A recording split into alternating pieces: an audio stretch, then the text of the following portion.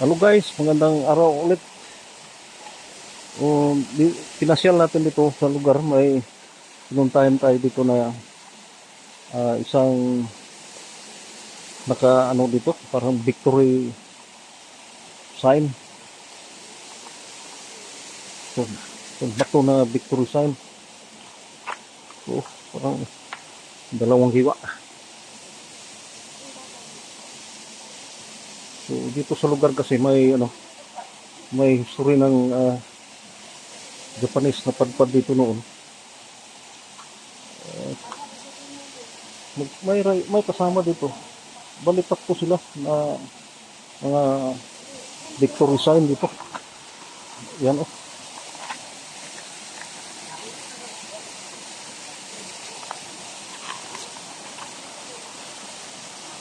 Tatlo sila dito. Magkalapit lang. Ayan.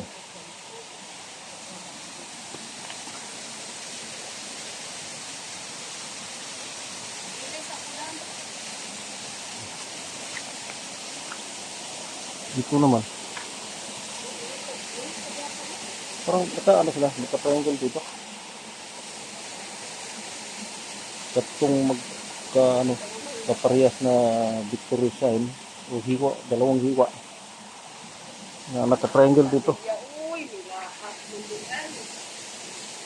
Yan eh. Ano kayang ibig sabihin nito? Pero nasa ito? Japanese code. Ayan. Tatlong magkahiwa na, parang victory.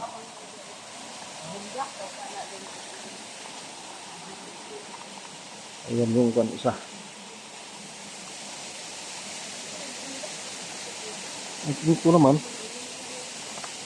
may hiniwa din. Oh. Nakahiwa na ba ito? Triangle.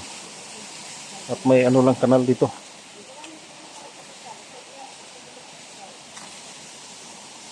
Yan. Ito rin. Malapit sila dito sa yung victory. Ayan. Muulan na. Ayan guys. Hiwa talaga.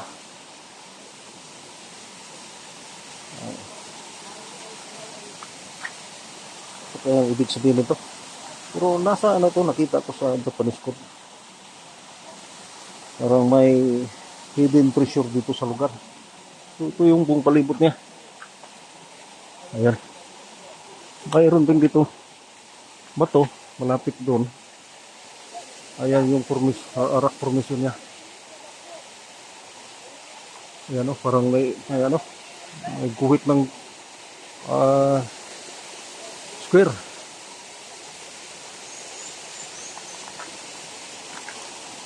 Parang hugis dulo pa ng barko. Ayan, ang barko ata. Pero may lang.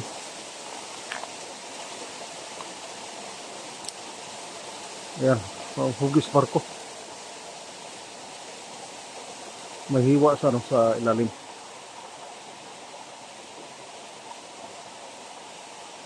So malapit doon sa sa victory sign.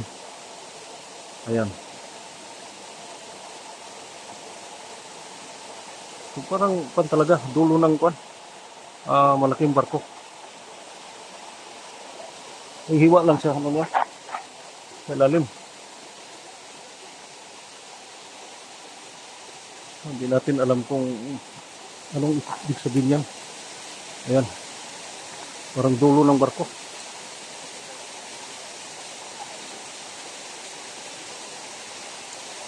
Kasi dito sa lugar may history ng Japanese. Kasi dito sila noon naka sa lugar na merong history, nakatambay sila dito. So, hugis talaga ng dulo ng barko. Ayan. May ano lang dito, hiwa sa gilid. Ayan. So, ito lang guys. Thank you po sa kunting oras panunood. Ayan.